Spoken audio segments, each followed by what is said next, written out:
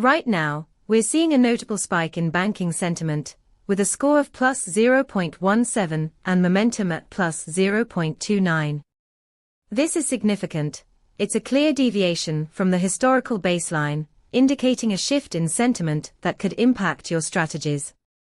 Our API returns comprehensive insights, including sentiment scores and semantic clusters, enabling you to understand the nuances driving sentiment changes in real time. Imagine integrating this data into your risk assessment model.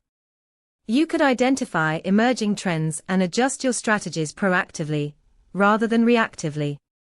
Stay ahead of the curve and leverage this valuable insight. For more details, check out pulsebit.lojenterprise.com/docs.